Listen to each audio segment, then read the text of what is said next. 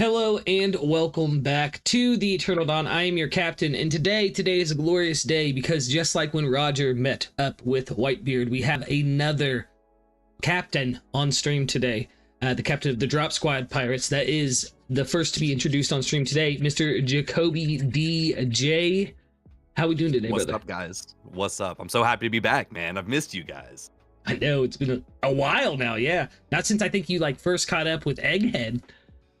I think so. I don't even think we've got to talk about Elbaf once on stream yet, so I'm stoked. No. Yeah, I'm very, very hyped. And of course, joining us today is my lovely, lovely crew, Mr. Vexus, the Lurking Legend, the head cook of the Eternal Dawn. How we doing today, Vex? What's good, YouTube? It's your boy Vexus, the Lurking Legend. Y'all can just call me Vex. Always love hanging with chat. Always love spitting with the crew. But today is a very, very special day indeed. We have with us JAKOBY, the GOAT. We know him. We love him. I'm so glad you're back, brother. Got nothing but love for the whole Drop Squad. Yeah, it's gonna be fire. I appreciate you, man. I'm stoked. Yeah, I'm very, very, very hyped. And last but certainly not least, my right-hand man in the grand scheme of things, my first mate, Kube of the Red Sea, the historian of the Eternal Dawn. What up, guys? Hey, man, I'm excited, I think it's like the sort of fourth time we've got, I would say JAKOBY, but I'm going to call him Go Toby, because she's the GOAT. Oh my god. the hero of Alabasta. Hey. But yeah, no, I'm excited, because I think the last time I was on stream with you, I think we did the Dragon Ball one, and the one before that, you were at Dressrosa. So I think I haven't been on stream since you caught up with you, so I'm man. excited. I didn't realize it's been that long, bro. Wild. Because I think I missed one of the streams, that's why. And I think that stream was when you caught up, yeah. Just to get the rest of the crew caught up then, JAKOBY, what was the chapter that you caught up on? I caught up on oh my gosh, what's the number? It was pre Galaxy Impact and all of that. It was pre all of the Gorosei landing and Saturn landing, obviously. We are talking I basically started reading within 10 episodes of One Piece being in Egghead. So it must be in the 1060s. Yeah, around the 1060s. Yep, that makes sense. That's my main so I got caught to up. read all of Egghead, and then Elbaf is my first time starting an arc fresh in the manga. That's awesome. That's amazing. I couldn't imagine sprinting to catch up and getting caught up and then not being able to catch your breath because it's Egghead. It was insane, dude. I basically got to see them land on Egghead. It was pre-Lucci fight, I'm pretty sure. All that stuff. It was early. We got 1 or 2 episodes into Egghead, and then I was like, okay, there's no more episodes Brother, of One Piece. you hit the ground running. I caught up on Gear 5 chapter and I thought I had it crazy, but you got completely whisked away with it as soon as you were on board. That's crazy. Dude. Yeah.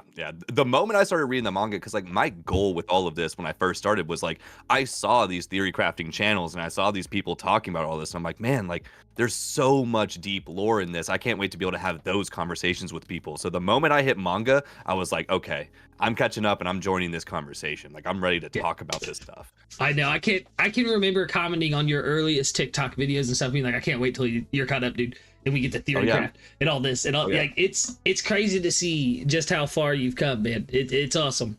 Congratulations. Oh, excuse me. Congratulations. I know the YouTube channel has been doing really well.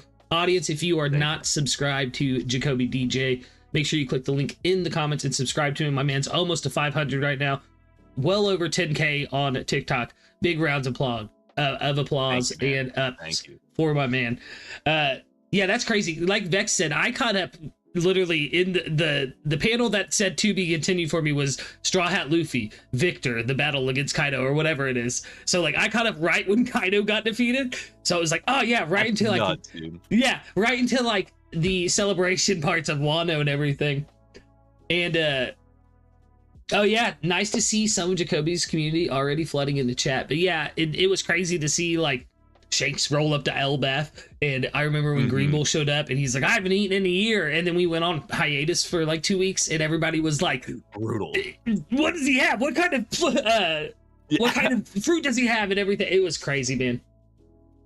It's wild because there's no like clean place to catch up, because no matter what, you catch up with an insane amount of questions and you still don't know anything. Exactly. Like even if you caught up, like, because I was just thinking about it when you said that, even if you caught up like right at the end of Wano and like going right into Egghead, you, like the chapter you'd catch up on is them going up on the warm eddy with Bonnie in the middle of it. So you'd be like, so what's going on? Like, what? I would even say, no, you know, I've been reading One Piece for 20 years, so it's like I caught up around Jaya, but I would say you guys are lucky because there is yeah, I know. I caught up to Jaya, so it's been a long one. But I will say this because I remember, and time before even, you know, I knew Gear 5 when it happened, so it was like I did not have that opportunity to get spoiled. There was something that was always weird up until Wano on how certain legends would talk about Luffy or how people just happen to be there. So you guys are lucky because there was this whole time where until the end of Whole Cake where people were criticizing of like, dude, this just doesn't make sense. And after when 1044 came out, everyone's saying, oh my god, this is why Big Juice Morgan said this in Whole Cake. This is why Rady said I've been waiting for you. This is why this person. This is why Mihawk made that whole legend in Dobarachi about the story I've been waiting for. I'm bored. He keeps saying I'm bored, and you're like, oh my. So you guys are lucky because I remember there was a time Whole Cake I really had a crash out where I was saying, dude, what is this story? It feels like I'm following another storyline I can't get. It's like it was weird. It was just weird. You know, refusing to give you anything. Like. Yes, it's like if you're watching Naruto and you don't know anything about the Jinchuriki storyline, they keep alluding to the demons, but you don't realize it until midway after the Pain arc. Yeah. Then you learn about it. Was like that. So you guys are lucky. You guys are lucky. Yeah, I think that, and this is, I'm still green-ish, you know, to the community compared to folks like Cube here, but no. I do truly see Egghead and the latter half of Wano as some sort of like a great equalizer, just because it does harken back so much to previous events. So even if you were a newer fan, or like, you know, we meme about it all the time, if you just watch the series through like YouTube Shorts or something, it does reference itself a lot, and it'll answer some of those questions that, you know, have been just kind of lingering for a decade plus, 2 decades even. And so I do think that like now he's gotten a new arc structure ever since we've gotten to Egghead, and we're kind of seeing maybe hints that it's going to also mirror into Elbaf. And I think that he streamlined the story and the way that he tells it a little bit, and I'm very. It's what a time to get caught up. You know what I mean? Yeah. I mean, I think just like you're saying, at this moment, like post just Gear 5, the story really started actually moving. At that point, it felt like Oda finally set up the board of Go. Little teaser for later on. And but set all that up, and then from there, like, we're actually getting like actual answers. We're getting story, like the goalpost is being moved forward, I feel like, and stuff at least is starting to click. And exactly like you said, the amount of callbacks that like all the Skypiea references we're getting these days, and the Thriller Bark references, and like all these arcs that I feel like I know Cube was probably dealing with when he was just current back in Jaya, where everyone's like, what is this lame arc? Why are we up in the sky? Why is he stuck in a snake for 45 episodes? Can we please just tell the story? And then now we're like, wait a minute, the story was being told directly to us. Like, it's been there the whole time, and now it's all set up. Emu's and now gonna we're actually eat Luffy. Exactly. Right here first. Emu's the snake on Skypiea. Or Long Ring Longland, Tonji who sees Luffy. Oh, you're back. Yep. And then next day, I'm sorry, I didn't have my glasses on. I'm like, dude, who do you think he is? There was many times people were talking to him like he was someone else. It was so weird. You know, Cube, that I believe Tanjit's outfit foreshadows Gear 5. That's a talk for another time, but I think that. Go ahead. I was thinking more about like when I caught up and stuff. The chapter after I caught up was Robin going down and seeing the Pluton. Like, oh my god, it was like a chapter or two after I got up. It was like right there. Oh man, what a feeling. You had to wait 20 years for that. Literally. So the main question, and I've had several talks with you, like I was on when we had you on when you first got caught up, but like now that you have a little bit more space between you and that point, and you've been active in the theory community and whatnot, what is something about the story that you maybe never thought to fully analyze while you were still like just getting caught up, but now you see in a different light? and maybe that Elbaf has given you a little bit more perspective on, just to get where your head's at with the current arc. My number one thing, and I'm probably going to harp on this for the rest of this stream, is the light introductions of magic throughout this entire story, and then now it finally being front and center as a legitimate power system. Like, I think that's the little like pieces that I literally thought nothing of until probably like early Egghead, and then the moment we started getting the pentagrams, me and our community started really cooking on like magic as a legitimate power system and source that's actually separated from devil fruits and separated from hockey. And then now, of course, Elbaf is giving us all these answers and being like, yes, indeed, there's at least something magical going on here that is separate from our main power system. And the amount of little references throughout so many characters, I mean, obviously Brooke getting summoned, by those people in a pentagram. You have characters like Basil Hawkins, who seemingly do use magic that is not tethered to his devil fruit abilities or his hockey abilities. There's homegirl, Miss Goldfinger, I believe is her name. Golden Week. There it is. I messed that one up. Goldfinger. Yeah. But she was using like magic kind of things. Did anyone bring a smoke and a pancake? Do we have that? Oh my god. Gold member style. Might be key. Yeah. Oh my god.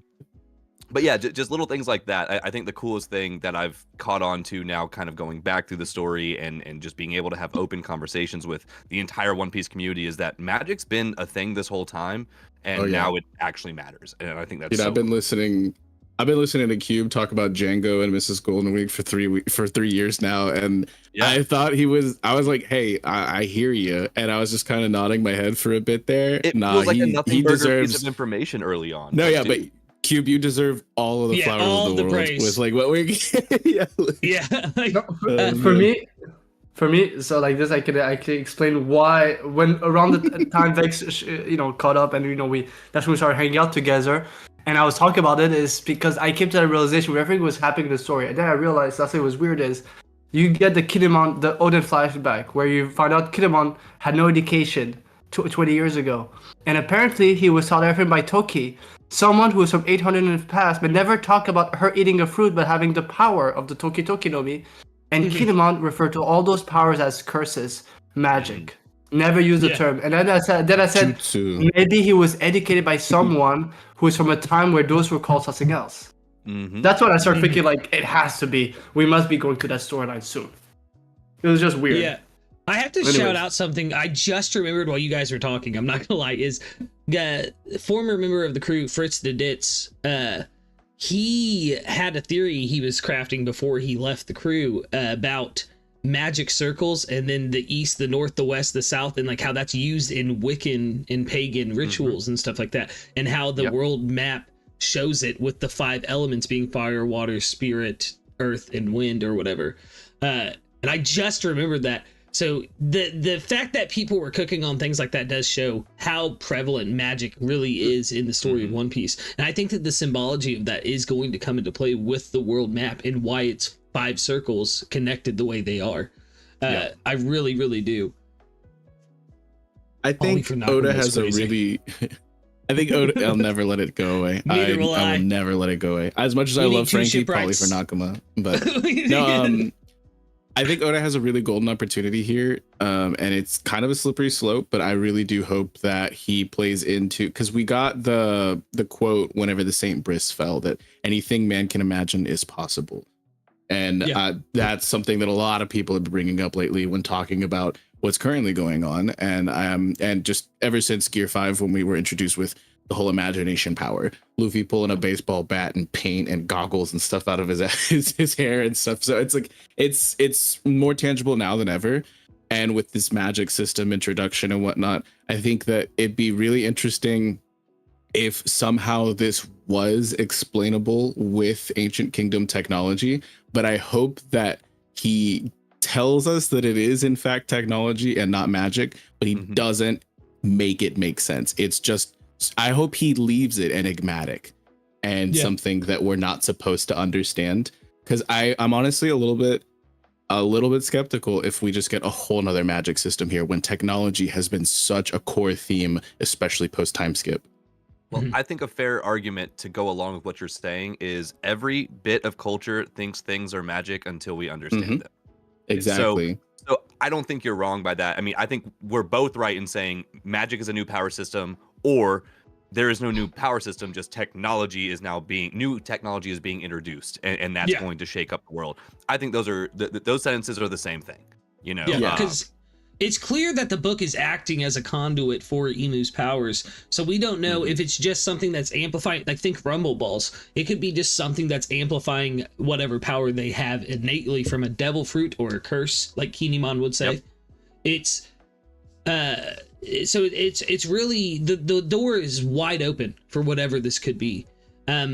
One fact that or one detail of that book too that I have to point out that Vex noticed while we were having our chapter discussion when IMU'S was first introduced. Wow. Yeah. Is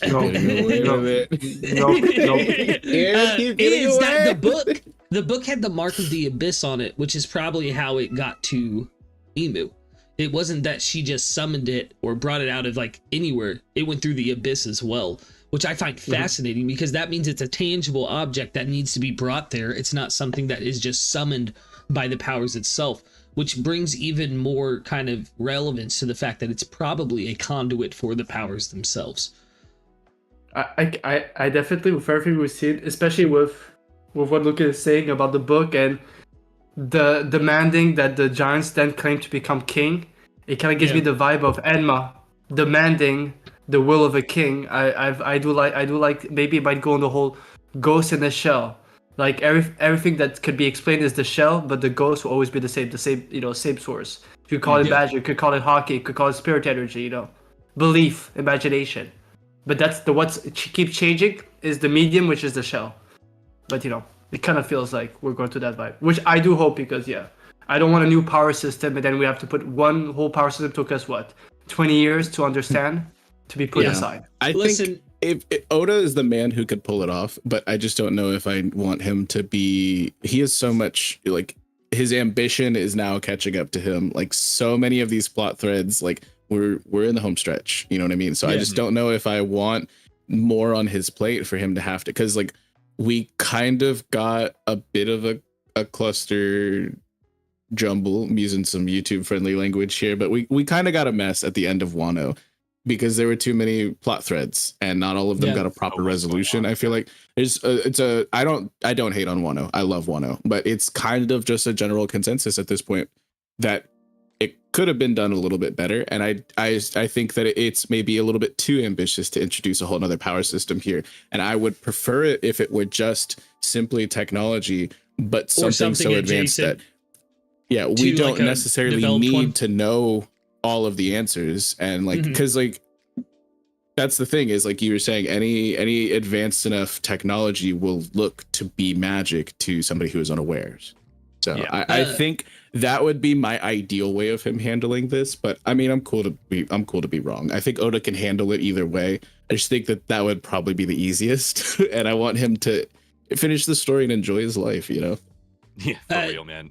Go see your family. Go spend time with your daughters, Oda. Please, we're begging you. Don't be dragon. Don't just keep looking east. Live your life without regrets. Live your life without regrets. We had a bit of a structured plan for the stream, but Analytics System mentioned this in the comment section right now, and we got to talk about it. One time. Yeah. We're going to push all the gold to the middle right now. I got to know this whole take on the red line being the 3D spell ring that flips the world into the abyss. Yeah. So it gets deep, and I got to shout out like just my theory crafting community in our Discord, dude. Zen and Jet and Ill Twisted and Spyro and Richie and a ton of other people. Like it is nonstop fire in there. It's hard to keep up with, and I love it.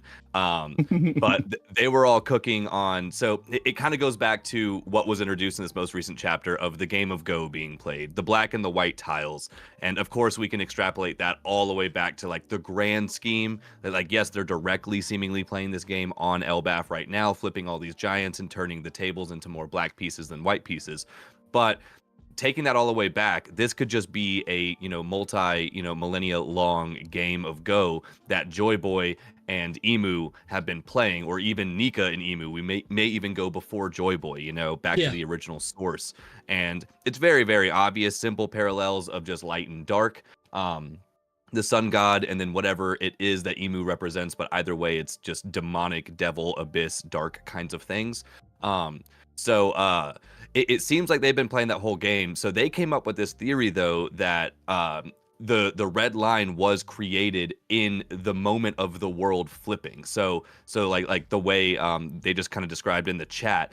The red line is actually just like a giant like summoning pentagram, basically, or like using the Full Metal Alchemist version of that. I like say a la FMA circle is brilliant way to put that. So the whole theory of Luffy eventually destroying the Grand Line would be Luffy then flipping the world's game board back to white and bringing freedom and hopefully justice, but bare minimum bringing freedom and light back to the world. The red line being created was IMU'S basic moment of winning the war, because the red line inherently separates the world. It's kind of on some like Tower of Babel kind of concept, where taking a one world language and then separating it into multi languages inherently separates cultures, and then eventually breeds war, chaos, animosity, and hatred, which it's much easier to control a world in that situation from a seat of power than it is controlling a world that has ultimate freedom, full connection, full ability to communicate with each other. So that's kind of the big fat TLDR on what we have going on with the red line basically being a summon. I love it. It's amazing. So you guys believed in that the world was flipped during the Void Century. Like that's probably what started it or ended it. Ooh, that's makes a lot of sense. That makes so much sense. I've heard a lot. The world turned upside down. Yeah. So like I said in the I think I sent that in the message with you guys, and if I didn't, then maybe I just dropped it in my Discord. I'm talking about these theories in too many places, guys. I'm sorry, but Whitebeard specifically said, whatever the One Piece is, when it is found, it will flip the world upside down. That is the direct quote that Whitebeard said. And in these most recent chapters, when talking about the giants flipping, they are literally highlighting and bolding the text when it says the giants were flipped. Like the word flipped is becoming crucial in this story. And I genuinely, at this point, and I guess we'll just drop the bombshell of the thing, which I've never really had a what the One Piece theory is before, because I didn't think I cared that much about that until now. But it feels like the One Piece itself is just the game board that is this game of Go. And finding the One Piece gives you the ability to flip the board. It gives you the ability to flip the board on the world scale, it seems like. Because if Whitebeard's saying that it's going to flip the world upside down, I almost think we literally mean that just about. Or it's very close to literal with what's being shown here on Elbaf. So I don't know if this is already accounted for in your theory, but I love it. Like I've heard several different theories about what the red line could be. People thinking it could be a steering wheel. People thinking it could be like a piece from like a gyroscope that like, I don't know. I used to think that it kind of flattened all of the like the islands off of the planet, kind of like Medical Mechanica style from Foikuli, but like, I don't know. Like I've heard so many. This is the coolest one I think I've ever heard. And it would be really interesting as well because the Roger Pirates would know this. And who is specifically strategically located on opposite ends of the red line, but Crocus and Rayleigh? Yeah, dude, that's and with connection I hadn't put together right there. With Reversi, there's a third point with Reversi as well with specifically on Elbaf. Yeah, if they fully surround the opponents, then they capture, right? Yep. And then the world flag too could be Reversi pieces, right? Surrounding without a doubt, absolutely. Well, and I mean, even down when you look at like the I'm putting everything together right now. Well, and even when you look at like the flag that was on the Saint Brice, and then also the tattoo on Sommer's like arm that is potentially the Abyss mark that y'all just brought up, which I hadn't caught, but like the actual design on the grimoire that Imu pulls out, also having that Abyss mark on there. Like it's all like those. Every single person who's like been touched with the Abyss mark has a dark Reversi piece on them. Like that's it. Imu was literally placing black Reversi pieces on the world. Imu got the Reversi fruit. Even to look at the mural. The mural, a lot of people, and even if you don't fully agree with this, but like a lot of people do split it in half by the tree, and like they see that the first world is on the right side and the second world potentially is on the left side, or something along those sorts, or that there's like a progression. But if you look on the leftmost side, which would be closest to when the world would have flipped, right? Like that's like near void century times is when all of that is being most likely depicted. That's like the common consensus. And there is a whale falling out of the sky. Mm-hmm. Yeah. As if the world was flipped upside down and like the ocean all had to acclimate or something. I don't know. Like I remember bringing it up at the time. I'm like, wait, what if like that's the bottom and it's just a matter of perspective? You know what I mean? And that's how the whale got up there. There's a kind of crazy. So there's actually we're looking at it upside down. I'm like, after this reversing thing, I'm like, there might be a way to read this completely upside down. No, this whole game thing is obviously it's also very similar to what I believe with the Reverie theory. You know, that Imu cast it, and that the red line is actually a representation of this casted world.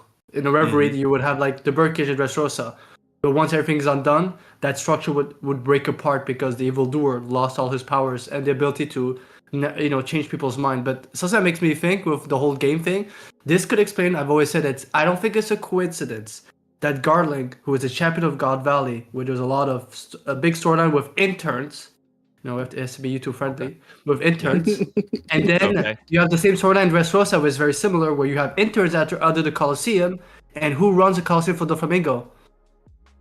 What's his name? Diamante, aka nicknamed the champion of the Colosseum. Like I'm wondering if some of those titles are actually character roles, and then you think of Saturn being unalived. Instantly, he's being changed by Garling, who wears the same suit. So I'm wondering if, like, even also with this whole game thing, there are certain pieces, and you need like, which makes you think of a chess move, where if you move a pawn all the way to the other side, you can get a queen in exchange. So what if what if Imu like, Well, Gunko's the pawn then. Yeah, like what if Imu like you need the roles. Doflamingo lost his heart. He needed to replace the heart.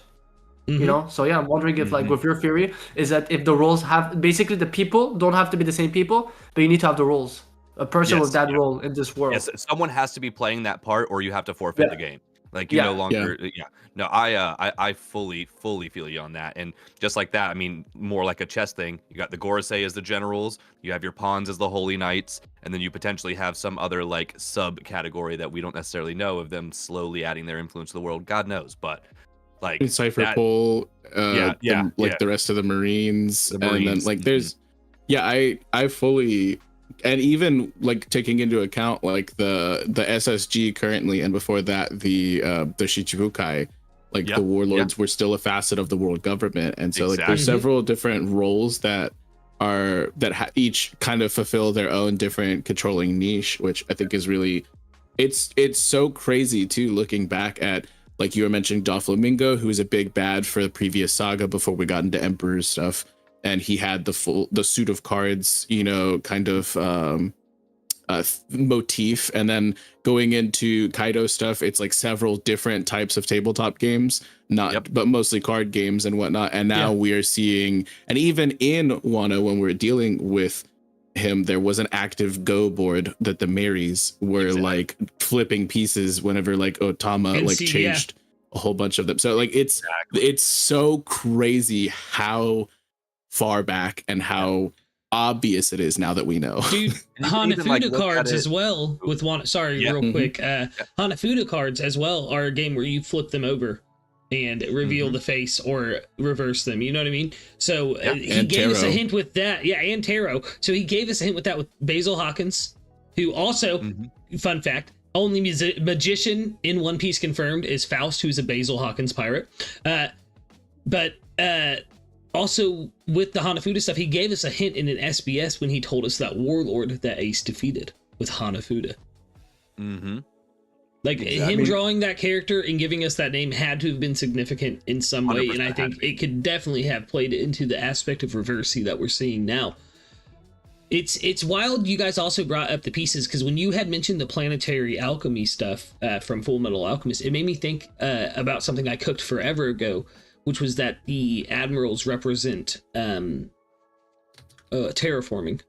Because it's gravity, it's ice, it's magma, it's trees. Oh, they're just very elemental. Lights, they're very elemental. Yeah, but now those are just the pieces that you need. Because if you flip the world, how are you going to re-inhabit that world? How are you going to make it sustainable? Exactly. You need those things to exist in it. The best way to have them exist is if every line of admiral has one of those fruits. Maybe they aren't picked because every admiral has a devil fruit, right? That's like you have to have a devil fruit, you have to have hockey, and it maybe they are specifically choosing the admirals that have those devil fruits. They literally drafted the minute a draft was enabled. They drafted Green Bull and Fujitora, who both had devil fruits. They drafted them. It's not like Green Bull and Fujitora pulled up saying, "Hey, let me be an admiral." They were like, "Hey, you're the guy. Like, we need this. We need this to balance out the board game, or I get off the board." They needed those pieces, those final two fruits. The fruits themselves are the pieces, not the people necessarily. Exactly. Another thing when you guys were talking, and I went to do the count, and I went to look at the wiki. There are exactly 8. The Luffy's team after in Impel Down, who left from level 6, with Mr. One, all of them. The roundabout is 8 people coming together, and it kind of makes you think of chess pieces. Yeah. 2 fools, Bon Clay and Buggy. Then you have Luffy as the king, queen of Kamabaka Queendom, Ivankov. Then you have Crocodile and Jibe as knights. So it almost feels like it was almost like they had all the pawns obviously for level 5.5. It almost feels like Luffy's team was more like a chess team almost in a way. Yeah, absolutely. And it is also really funny. Just to add to the Impel Down stuff, is that like whenever they crashed out from Impel Down straight into Marineford, we saw Whitebeard come up from underneath, and we saw Luffy and Buggy and company all come from the sky. So the whole like reversing and paralleling, I love it. Every single like arc does is constantly Luffy slowly going through and flipping the board. So like he has been doing light flips all the way up until we get to Egghead before the Gorosei and like, then Holy Knights start to enter the chat. So like these are things that Imu can still deal with and doesn't lose the game, but is definitely slowly weakening them. Like Luffy is just like every time he liberates a country, he's flipping another piece back to white, and Imu's been slowly losing their pawns, and now we're starting, maybe I guess just to more go back to the chess analogy, the pawns have been every single island that we've gone through up through basically like Dressrosa, and like once we start getting into the Emperor level, that's when actual like bigger pieces start going out. And now we're sending knights out, we're sending bishops out, we're sending the rooks out. Like things are really we're having to use our bigger pieces in the board, and this whole game has been basically a game of chess where Luffy has been goading Imu to actually start sending out the real pieces. So we can start dude. And each island that Luffy visits could be considered a flip. He flipped Orangetown, they became self-sufficient. Like he flipped Fishman Island, that had to be huge because it's the beginning of the flip of Big Mom. And Whole Cake Island, who is wildly enough, these are failed Joy Boys, Kaido and Big Mom, these emperors. Yes. Big Mom, just like Joy Boy, wanted to unite all of the people. She just did it in the wrong way. Kaido as well wanted to unite the country of Wano and also lead an army of beasts. That's neither here nor there. But he's just a sad boy. He couldn't do it. He's just a sad boy. But his crew even believed he was Joy Boy. Like, you know what I mean? These are failed Joy Boys. And those also, I think, fall into the Black Peace side, right? Yeah. Those even are part of Imu's. Even Shanks is a failed Joy Boy. Because you're not it. I think Roger told Shanks it wasn't him straight up. I think that's why. Yeah, that's why Shanks was crying. But I think that Shanks. I'm not actually mad on that. I think that Shanks and Whitebeard, though, they do resemble the white pieces, though, as opposed to your Big Moms and Kaidos, right? So like, of course. When you go a little bit more depth to Fishman Island, it's such an integral piece. It was previously a white piece. It was Whitebeard's territory, and then Big Mom came in post-war. So it's been flipped several times, and that's a kind of a recurring theme throughout their history. They've been invited to the Reverie, but then something happened 200 years ago. So it's funny that it is positioned directly adjacent to or flanking Marie Joie.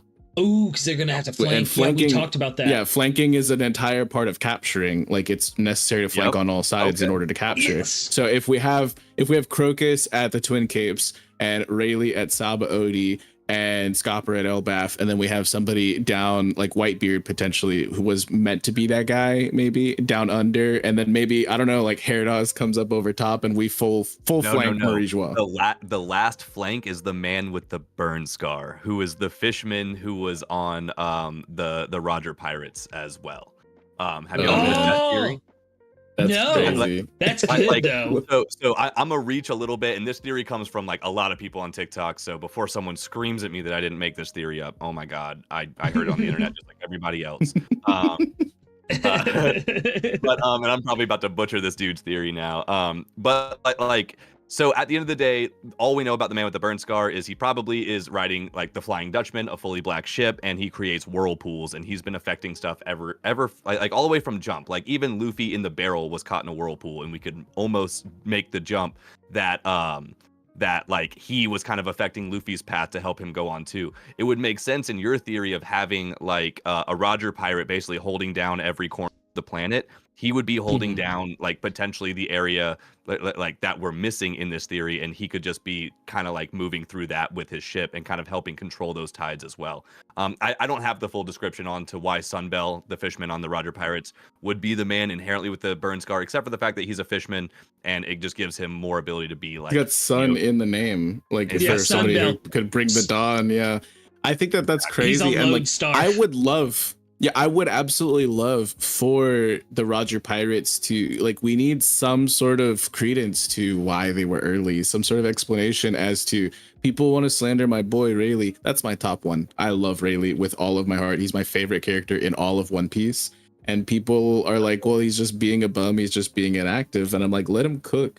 And if this is maybe potentially the reason that they went too soon and why they seem inert, is because they need to be under the radar and nonchalant to ultimately accomplish something, you know, for the next generations, which I would love. Let me cook on that, Vex, because like to your point, like you asked the big question, why were they too early? Because the game board was switched in the position that it needed to be yet. They need like the game board needed more time for pieces to get flipped. And once like when Gold Roger and them made it to the One Piece, the Great Pirate Era had yet to start. There wasn't that level of like insane instability that we have current day One Piece. So when they made it, they weren't able to flip the game board. When they made it to the One Piece, it was too heavily covered with black tiles, so they were unable to flip it. They hadn't caused enough unrest in the world, and they hadn't sparked the Great Pirate Era, which is why Gold Roger decided to say, hey, my treasure is out there, you can go find it, and created the Grand Pirate Era. He had to light the flame that would lead to liberation through Luffy. And so they were simply too early in the fact of like the game was still too heavily against them. They hadn't done enough to shake the world up yet. It's not like you simply become King of the Pirates and now you win. You have to become King of the Pirates with the board set up for you to actually win. Yeah, I'm gonna jump sense that they would then strategically place themselves in the 24 years since to then accomplish that for the next. Go ahead, Cube. Sorry. Yeah, I'm gonna add to that is something that we have to something, and the best way is a quote from Vegapunk. As long as people will need and believe in Sadgarnika, there will always be a Sadgarnika. Exactly. If you look at Roger's speech, who inspired so many people, look at the people who are born after Roger's speech, which is almost like inherited will. Zoro, Sanji, Nabi, Chopper, Usopp, Luffy, Shirahoshi. Yeah. People, maybe like I always feel like it's not just the roles, you need certain wills, certain people there. So maybe you needed an era where Joy Boy and Shirahoshi would be at their prime at the same time, where the inherited will of Zoro and Sanji in their role in the story, they also have to be like, because 3 day trip was not here, she's the GOAT. She always brought up an old theory she liked, that she said, what if in every era why it failed is because when Joy Boy came back, Shirahoshi was old, Poseidon was old, or the other, you know, because Oden made the prophecy, Joy Boy and a group of people are going to come soaring to the new world. He talks about a group of people. What if the problem wasn't Joy Boy was alone? Yeah, he was not with the right people, missing always one piece, always missing one piece, one person. Well, that's what I was about to say. I got to jump in real quick. The One Piece, guys, think about it in the context. It's One Piece. It's the one piece you need to win the game. Mm-hmm. And it's Nika. It's the gum fruit, or it's something like that. You know what I mean? It's or it's the support of your friends, like as cliche as it starts to get, but like for real, like that could go all the way back to Luffy saying, I want, a total of 10 crewmates or whatever, right? So like, and he literally, like, Luffy has straight up said, I can't get the One Piece without X amount of crewmates, right? And to that point that Kube just made, like, very possibly Joy Boy didn't have the right number of people around him, didn't have enough resources to actually like succeed in the whole thing. I just feel like it'd be so Oda if Luffy got to Laugh Tale and he opened the chest and it was literally one reversey piece. Dude, I honestly at this point would not be surprised by that at all. And the board sitting there, obviously, like they've been cooking in the comments as well. Like the board's sitting there, but in the chest is the reversey piece. No, literally, piece you need. Get to the and it cannot be open unless you're Nika. Like, well, so what if this is? Oh my god, dude! So going on this, if the One Piece is the board game of Go or whatever, maybe so when you open so there's two separate things. There's the board game, then under that is the One Piece, right? And if we're going incredibly literally, where the One Piece is the One Piece, like basically the way you win is if once you make it to the One Piece, you get one move to make. And if you can't win the game with that using the One Piece that is available with you, then you lose. And then that's it. Gold Roger was too early. He wasn't able to win the game in one piece. I love that. So then you leave it and you go do whatever. Like Luffy says, he can't become the Pirate King without everyone, right? So he gets the One Piece. He has a one play to make. All of his crew are going to be the people who tell him how to win. They're going to be the ones to be like, this is the play you need to make. Because someone will bring up this point and Frankie will be like, but think of this too. And then Robin will be like, well, think of this as well, Frankie. And then it'll come down to them. Whatever like, Robin tells me to do. Exactly. What Mommy says, I do. Yeah. I would even add to that is, and this as I've been saying, I always like the idea that Blackbeard is bad timeline Luffy is good timeline Blackbeard. And if you think about it, the one thing different between Blackbeard and Luffy is that Blackbeard doesn't value friendship. And I've said we see the power of the Nika fruit. What if in every time of this board game, the reason why it fails is because, no pun intended, Luffy crashes out. We saw what happened post Marineford when he almost lost it. And then Whole Cake, what does he say? Yeah. And then what does he say in Whole Cake to Sanji? Without missing one of you guys, without you guys, I would not achieve my thing. What if actually in every storyline Luffy succeeds, but because of the way he does like Blackbeard, he just pun intended, crashes out and destroys the world.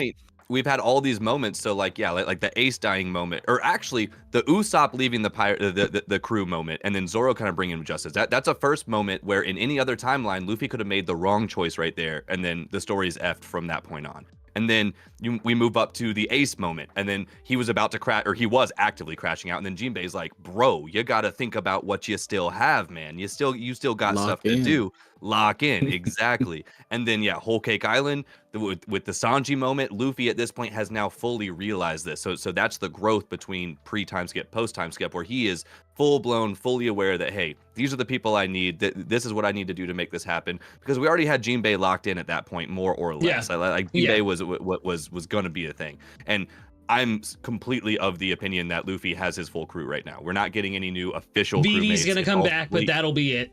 Like in my opinion. She'll come back, but again, even still, she's gonna have to eventually run Alabasta. Like exactly.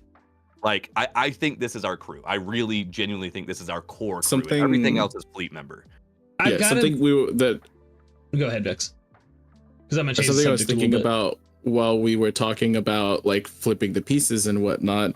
And it's something I've heard a few people talk about in the community, but in this context, it makes so much sense. Is think of a treasure passed down from it's supposedly the ancient kingdom itself that has made its way all the way to the modern day, and we interacted with it in Fishman Island, which is directly at the halfway point, and like it's directly under, and like this being the Tamate Baku.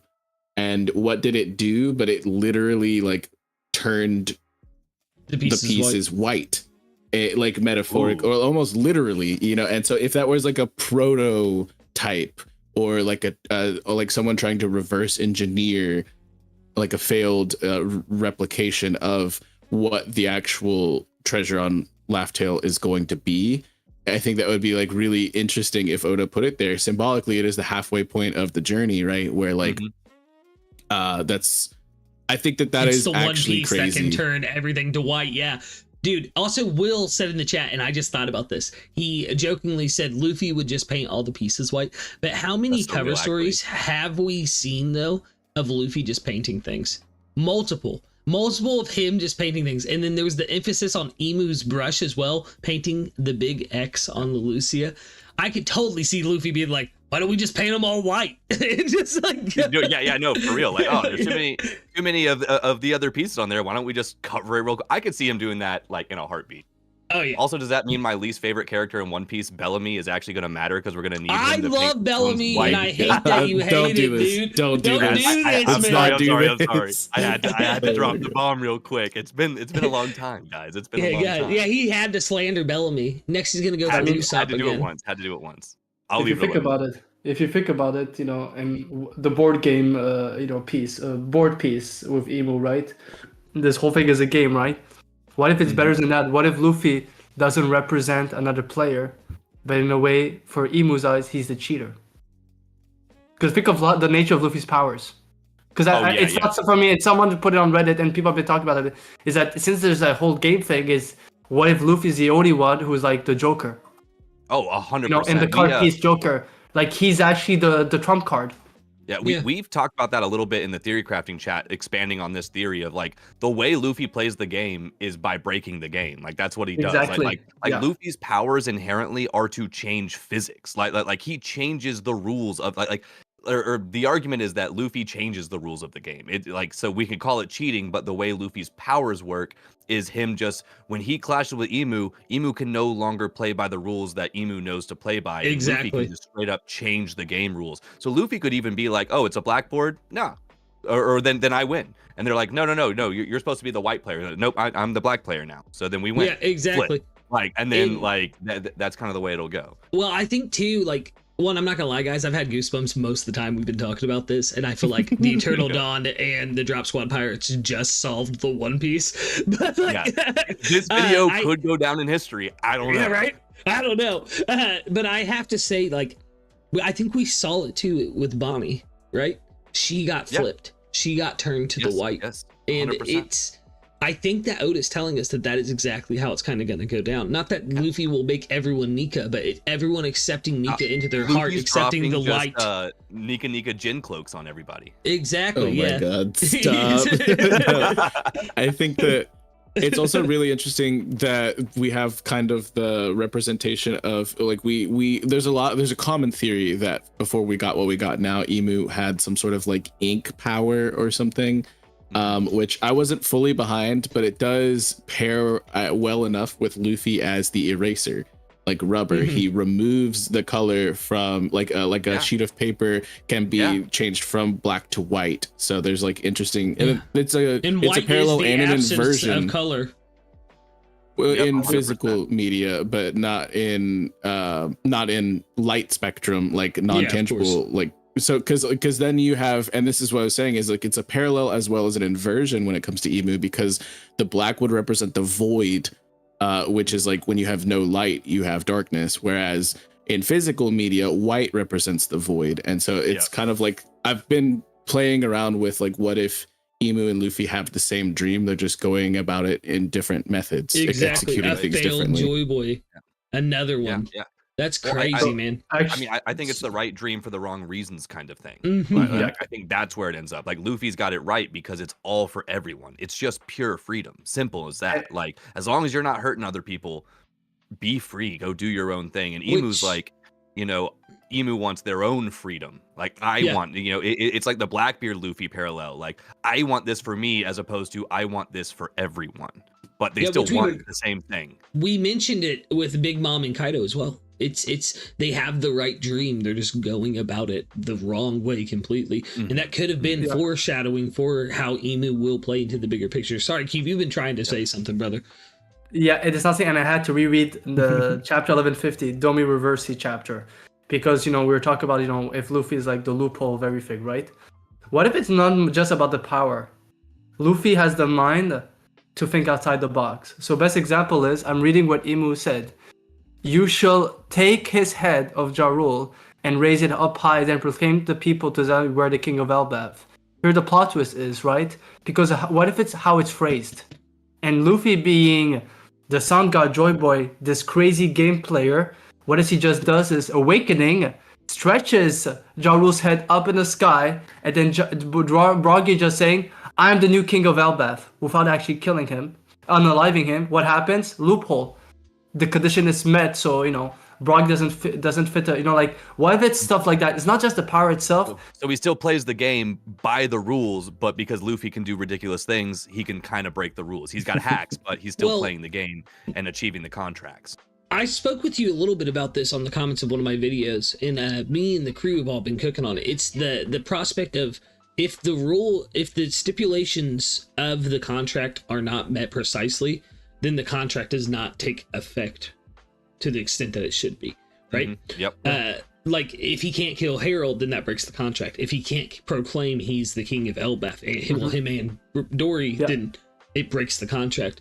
I think it's fascinating. I think it makes sense too, because it goes with what JAKOBY's saying right now with how strict the rules might be. If they can't follow the rules, then they are null and void. If you can't make a move, someone said this in chat earlier, if you can't make a move, then you have to move on. You have to just continue. Yeah. But that juxtaposed to Luffy just allowing anyone to do whatever they want. Exactly. The freedom aspect versus that captive aspect, you know? Exactly. It's brilliant. It's brilliant. Oda has cooked. He opened the door completely to theory crafting in general. Actually, I'm gonna look more into how Luffy can beat Imu. It's not about the powers, it's about how he thinks. The imagination, finding ways of, you know, having Imu in his own words. You know, Imu, you're not being specific enough. Okay, well, I'll do it this way. Well, I didn't break your rules. You said this and this. I did it. Like, this could be game changer. Find a way of not getting the same, not paying for the price, avoiding to pay for the price every time. Pulling a Gon from Hunter x Hunter. Yeah. So in that argument, reinventing the exit. That brings me back to another thing that was said in our theory chat recently of how like Imu might be a kid, or at least mentality, and Luffy obviously has a childlike mentality. And when it all boils back down to games, you could very much see Imu being the child that's the strict rule follower, right? Like you do this by the book, we're not supposed to break the rules, the game says this, so this is exactly how you do it. And Luffy's that kid's like, no, I have superpowers, and he's like, well, no, it doesn't work, you know. And Luffy's like, no, I have superpowers, I win the game. And that's kind of like the overarching story that we're being told right now, is like, this is just a couple kids playing a game, and one of them is doing it in an incredibly innocent, childlike way, and another one's doing it in an incredibly like rigorous, like rule following by the book kind of way. Exactly. It's the champion at a Pokemon card game who's playing against a bunch of 14-year-olds and sweeping the floor and being like, it's because I'm following the rules. Those kids are just trying to have fun, man. Go because home. I know more. Yeah. Exactly. Yeah. But it's interesting too with what we heard about the mural and how they referred to it. This could all be a prophecy, or it's just a child's dream. Yeah. Well, exactly, because the mural all comes from kids' dreams. Yeah, I forgot about that. Exactly. Little piece of that. And then more than that, that was kind of hinted at too with Bonnie and the way her devil fruit works, because she can see different futures, and it's all because of her childlike imagination that she can use that fruit to the extent of it. So it's really, everything's coming full circle, and I'm flabbergasted by it. Go ahead, Kube. Sorry. I'm happy, Lucas, you brought this up, because this is another thing is like, what if Luffy's dream is important for the game, right? And I'm gonna bring up a quote. I think Vex and Lucas have heard me many times. It was before the reveal of what we got in Elbaf, where I said, dude, that is weird from Whitebeard to say if it was not a metaphor. When Whitebeard heard the dream, he looked at White Roger and he laughed and he said, dude, that's a child's fantasy. And I've always said that. What if Whitebeard was referring to that as a child's fantasy because he's heard it as a child? It's something that everyone had known. Like, we've all heard that storyline of, oh, I would love to go to the moon because the moon is made of cheese. Yeah. You know, like something he's heard so many times. So what if, you know, like Luffy's dream is so important that people have tried to do it, but no one has been able to see the dream for the same way as Roger and Luffy, the vision of that dream. I think there's something to be said also about, like, we see that the mural is allegedly brought to life on this, you know, time capsule, effectively a way of preserving it throughout the ages by a child's dream. And what is it that ultimately brings it to ruin and erases it is a child's nightmare. and like the coloring of white of the atom tree here, and now it is being charred black, you know, in a sense as well. It's another piece being flipped. Oh! Yeah, dude, that just blew my mind a bit. Sorry. Lucas is actually losing it constantly. I'm looking at the Harley right now, and you're so right. Yeah, like it's fucking insane, look, man. There's a big thing, like looking directly at the Harley in the way that you're saying it. The Harley is presented as white pieces and black pieces as well. Like you have the demon on the left, the dragon in the middle, the serpent on the right, all the buildings and everything. Like you have certain things that are specifically dark shaded. You even have like a pirate ship down at the bottom that is like going towards what we all assume is Imu. That is a completely blacked out ship that isn't simply like shadowed or grayed, but it's actually blacked out, which also could represent potentially some traders, or also that could represent like the man with the burn scar with his pitch black ship. You know, there's a lot of different things on that. But I think the Harley text itself is showing us the black and the white pieces. Yeah, no, dude, and think about it. We've been talking about flanking too on this stream. The black pieces positioned at the top and to the left and to the right. Just like the 3 Roger Pirates we've seen so far, the white pieces flanking. Oh, dude, yeah. But with that logic, does that mean Frankie's a black piece because he's the darkest entity on the entire thing? No, no. We're gonna slander Bellamy and Frankie right in front of Lucas. I'm not actually here to slander. I'm not standing anywhere near slandering Frankie. I love Frankie. I do think it's interesting though. I'm hating Bellamy though. We'll talk about that off stream, but we'll do that later. I think it's very interesting that on the mural, I remember Kusoland and Dexter and Knack and Will, a whole bunch of goats in our community joined the Discord. Link in the description, vibe with them. But yeah, we were all speculating what it could mean as to why there was this very strangely differently colored ship and different colored sails and like the stripes on them and whatnot. And when you look at the sails, typically pirate sails are supposed to be represented by like a black flag, whereas what we see that the Straw Hats specifically like have a white sail for like. So I'm like, it's really interesting looking at, and this is to tie into one of the most important characters in the entire story because he makes sails now after retiring from being a pirate. Is how wonderful and relevant Bellamy is. Like, oh my god. Well, I had to meme a little. JAKOBY, I gotta say, you're the first person who I've heard say that refer to that ship as potentially the man with the burn scars ship. I've not heard that take before. I saw that somewhere floating out there, and again, maybe it got mentioned in the Discord. I'm not sure, but like again, like the ship is talked to be like told to be as pitch as black or as black as pitch, and like it's just someone pointed out that like the mural is very obviously colored in a lot of places, and like you have the full dark sketches of the big monsters, but then everything else has this like lightly shaded gray tone except for that one ship, which is like the same darkness of all the other relatively evil presenting entities on here. So it's just a curious thing to be like, why is that one ship so dark but yet it's pointing towards Imu, which also could potentially, like this is just off the top of my head right now, could represent one of the Gorosei who actually are on Imu's side but betray Imu, because we've been talking about a Gorosei betrayer for a very, very long time. Yeah, if you look too underneath the left, I'm trying to find let me pull up the mural actually. But if you look underneath, I've got it on my screen right now. On the left-hand side underneath her, there's a boat with 5 people on it, and one of them is falling off. And I think that represents the Gorosei. Yeah, that's a good point. Real quick in the chat, Zen just made a reference or analytic system named in the chat about how right above the pitch black ship, there's a fish, which could represent Sunbell being the man with the burn scar. No, I love it. I do actually love it because I speculated that was the burn scar vessel with Kusoland. Like as soon as the officials dropped for the mural, we spent like probably 3 hours just like hyper analyzing every damn pixel we could on that mural, and I remember bringing it up but not really finding anything tangible. So that fish and Sunbell thing, I love it. Go ahead, Cube. So, this is from our goat, another creator, Ghost Train of Thought. So we were talking a couple of days ago after the anime episode came out, and we were kind of talking about different things, which I will talk about what I brought to Ghost just after because it connects to the mural. But he says that it's quite interesting. he actually, when we talked about what Shiri was saying about the bed marked by flame in his ship, and he told me actually, he said, dude, look, and he zoomed in on this ship, and he said, this ship was on the anime episode, and it did look like what Shiri was talking about. You know what ship it was? It was a former ship of the Freedom Fighters / Revolution Army of Dragon that has since been changed in 20 years. It's very similar to that. There's only a bit of white in the middle, but it has black sails. Everything is pitch black.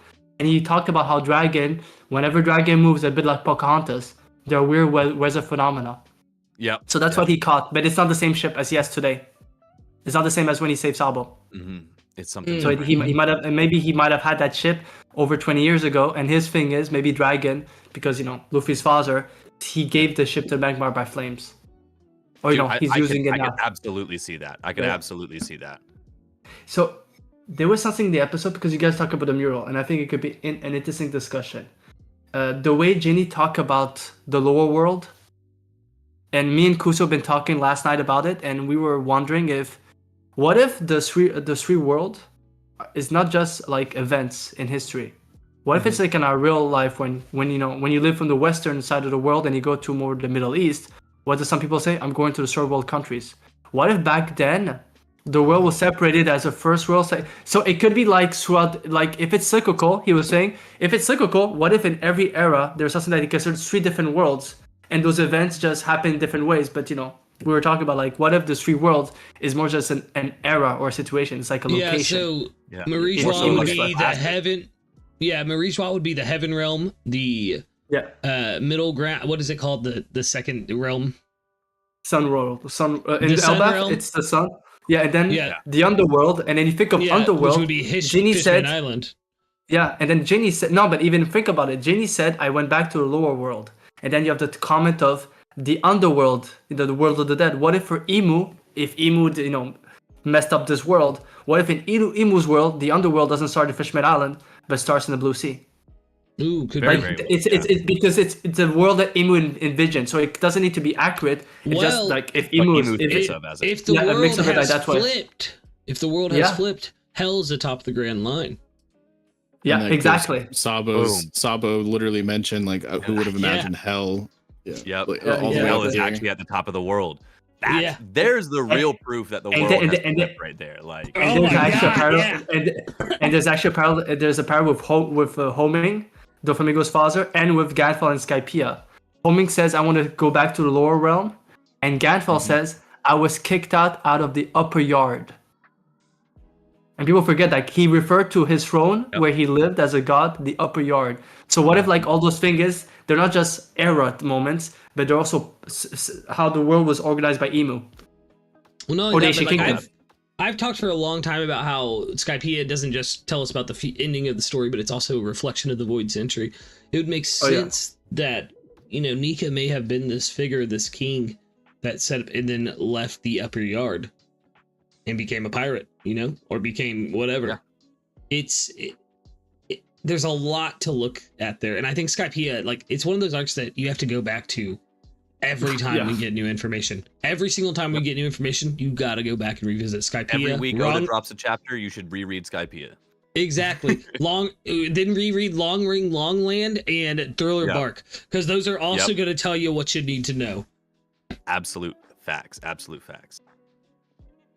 Oh my goodness. No, dude, we've got some serious stuff going on. All right. I have a question for you guys, kind of based on what you were just saying. Do you guys think Nika was actually a real person, or do y'all think Nika is just an idea? Because I'm beginning to be more on the camp of Nika was never real. Nika is just what the world needs when the world needs something. Yeah, I think it's exactly what Vegapunk told us, man. It's the dreams and wills of people are what created these devil fruits. And at the beginning of the first part of the Hartley text, right, when things first fell apart, that's when the fruit first appeared, right? Yep. And that's when the first Nika came into existence, because they ate the fruit as well. So I do believe that, like, Nika is more of like, it's like God in our world, right? Yeah. It's just something that you have to have faith in. You don't physically see God, but it's a faith-based thing that helps give you the hope to get to the next thing. Exactly. I have to shout out. I have to shout out to Kusoland for a theory that he put out quite some time ago now, and we've talked a lot about it. and I do kind of really align with it, or I'm at least parallel to it, in that Nika is simply a title, almost like a Buddha, like not like the mythical Buddha, but like the more earthly Buddha. And it's that you can attribute so many different accomplishments throughout generations, all culminating into this ultimate being that transcends just one individual existence. And a man who will carry all of our history on his back.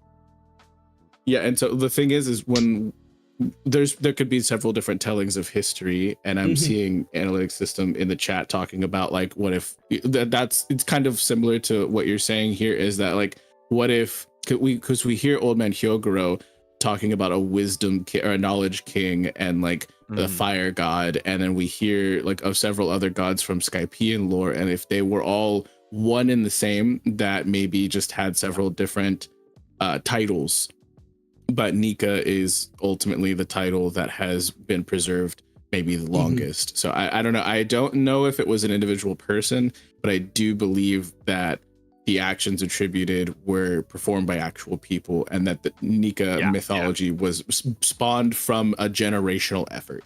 Yes. So my thought of this is, and it's something I've talked a few times about it, and the best example, and this comes from World of Dreams. It's a panel from the ASL flashback from Blue Jam, where he talks about how humans are really strange in their lowest point in life, and it's basically Blue Jam foreshadowing Roger at Laugh Tale during the ASL flashback. At the lowest point in life, person is going to lose themselves so much that they're just going to stand still and start laughing because they just realize they amount to nothing, which all makes you think of Roger doing all this to find out he's not the one, he come too late, and all he can do is laugh. And it makes you think of characters like Usopp, who make people laugh because he's so sad. And I find it very interesting that Usopp in Dressrosa, who was considered as the great hero, was called God under the sun. Then he think it fell down. People so desperate that every time something happens and Buggy just made a wish before, they assume Buggy did it. I think Nika existed. I just think the stories were extrapolated because of the desperation of the people. Well, happenstance, you know, and it had to be a divine intervention. Like, oh, Messiah Buggy opened the gate of justice just by praying. I think it's events like that. There was an actual person, but it's exaggerated. It goes back to us talking about like with what Vexus was saying with the fact that, you know, magic is magic until we have a full understanding of it. The same kind of thing is like we're looking at these actions of like Usopp, right? If we didn't have the behind the scenes view of Usopp, he definitely would look like a god and the savior of the Tontatas. When you get the full story, you kind of understand there's a lot more nuance. It's not so simple like that. And yeah, so like in that moment, Usopp was Nika for the Tontatas, and in these other moments, these other people have played the part of Nika. So yeah, and to your point, very well could have been like, for whatever reason, that person did like the original Nika did enough to kind of start the trend, or for lack of a better way to say it, the stereotype of someone who is Nika acting Nika-like or God-like. Yeah. Can you guys imagine? Go ahead. I was just to finish my thing is another example is can show that maybe he was also a great storyteller like Usopp. Maybe it's like Usopp. Nika, the reason why he smiled all the time is because he is such a sad person. He can only laugh about it. And like Usopp does all the time. And in Little Garden, even though he's not the brave warrior he is today in Little Garden, Dorian Broggy viewed him as a peer because of the stories he was telling them. Yeah. Like they bypass the physical aspect because he's so charismatic. So yeah, sorry. And that's a parallel to the smile fruits. Laughing through your tears. I was going to say that also, but can you guys just imagine if like the Nika mythos was just a collaborative, like generational kind of snowballing lore that has been embodied in this devil fruit and whatnot. Imagine like 5,000 years from now. Yeah, imagine like 5,000 years from now if everybody's like praising Buggy. No, like the mythical Buggy. Like I still feel like the world is gonna think Buggy becomes king of the pirates at the end of it. Still like that's such a meme, but I do like 100%. Really think there's some weight to that because Oda loves Buggy and Buggy fails upwards. He's the image. It's potentially the most Oda thing you can expect from the end of the story will almost definitely happen because it's so in Oda's bag to do that kind of thing. Dude, And like to spin on that, like so, like we were talking about like what the One Piece was earlier, right? Let's assume all of that is right and real and whatever, and Luffy goes and does that and fights the big fight. While Luffy's busy, maybe off in another dimension, God knows, fighting like the final fight that's happening, Buggy shows up to the island of Laugh-Tale, but finds just a legitimate pile of treasure, like an actual, just for real, giant pile of treasure. And Buggy's like, oh my God, I found the One Piece, I found Roger's treasure. Live streams it to the world, you know, and then everyone's like, "Oh my God, Buggy, King of the Pirates!" There it is. Like that's actually what's gonna happen. What's gonna happen is that he's gonna awaken his devil fruit on Laugh-Tale. Finally, we're gonna get that paneling, and he's gonna transform the One Piece into 2 pieces. He'll use his devil fruit to chop it, and and that's how 2 Piece starts. Yep, and then 2 Piece begins. 2 Piece next generation. But also, I've always said this because I do think Buggy is going to king the world. But what if it's not him taking it from Luffy? But think of Thriller Bark, Impel Down, when they teams up and he sees he has a Captain John's treasure thing, and he wants it, and they find an agreement. Yeah. We know why Luffy wants to be king of pirate. He wants the most free person. We've seen the storyline of royalty with Vivi, with Momo, with Rebecca Kiros, King Riku. What do we realize being king?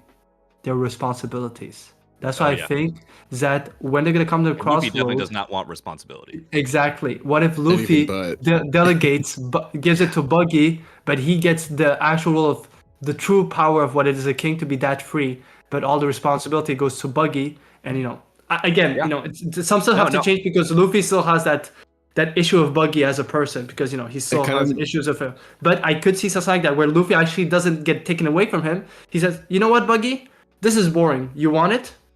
Dude, I could totally see that. Luffy looks at this, he's like, It kind of makes me think of like Sakazuki and Kuzan currently, except remove the tiers that are above them. Sakazuki is stuck at a desk currently, just facilitating the things that are needed from the world government on the branch of the Marines as Fleet Admiral. Imagine that being Buggy, who's, you know, just stuck with that mantle, but remove the tiers that are above him because we're taking them out in the final war, presumably, right? Yep. So assuming that Buggy sits at the top there in the desk, whereas Kuzan gets to go and pursue his freedom as he wishes and do whatever he wants and go anywhere and ally with anyone, and then remove the tier that's above him being Blackbeard, because we're dealing with them in the final war. So like that would be like the Luffy in that equation, I think.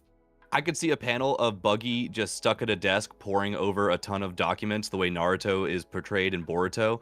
And yeah, Luffy's just out living life, being great. And Buggy's like, you know, dang, I'm king of the world. And yet I'm stuck at this desk just doing all this lame stuff. Y'all talking about Buggy and not mentioning his father, Rox Dizabek. Oh, Rox Dizabek. Oh my God, stop it. Let's go. JAKOBY sees the vision. Oh, dude, I know of the theory. He's being nice. I'm not hype on it, but I'm not either. I'm cool with it. The question. I'm cool with it, but I don't know, man. Their video, bro.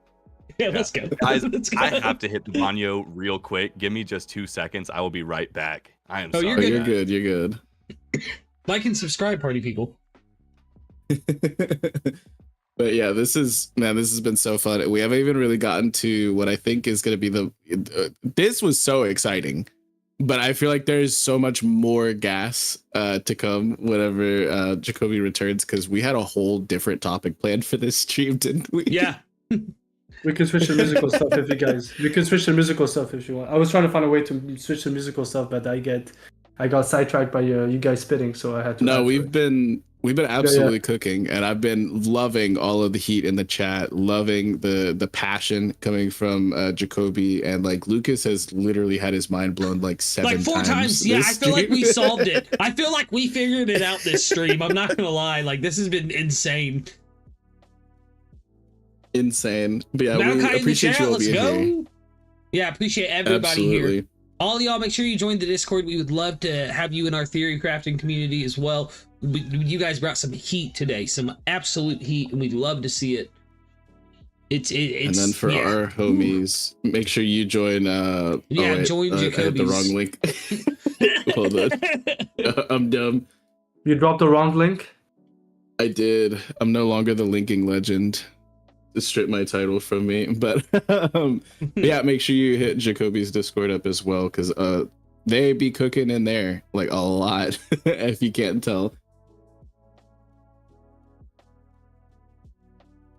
All right, we back. We back. Yes, sir. Let's go. Okay, we ball. Yeah. Guys. Dude, you No, you're reappeared good, like you're you came good. from a summoning circle. Dude, you reappeared like you came from the summoning Hey, circle. there was a Dude, flash call of me a light. holy knight, It bro. was so clean. He just I said, "I'm heard back." Soul King in the background. Yeah. Yeah. That's a Speaking of perfect Soul King. transition. Yeah, that is Speaking a of perfect Soul segue. King, I got See, some- speaking of the Soul King, yeah. Do we want to know how to Spit, beat King. Emu real quick? Yeah, let's hear it. Yeah. So, honestly, my favorite theory right now, just because I'm a musician and I love that music is so important in One Piece. Like, regardless of what I'm about to say, it's already definitive as like just one of the most crucial things in the story. But, you know, you were talking earlier, Vexus, how you're stressed about a new power system because it's going to take a lot to flesh out, and it's so late game that it feels like Oda's kind of filling his plate up a little too much. If this whole magic thing was to be considered like a whole new power system, but the thing is, he's been setting up both of these power systems for the entire time. He's been setting up the magic with the little droplets that we've been getting through all of the story, with the Brook summoning circle, the Basil Hawkins, the gold member girl from Baroque Works. I love That's why she's gonna be on gold. forever. She loves gold. It's so funny. But music is the most important thing in One Piece, I think. The easy connections here. My theory, the headline of it is Brook will be the one to save Elbaf.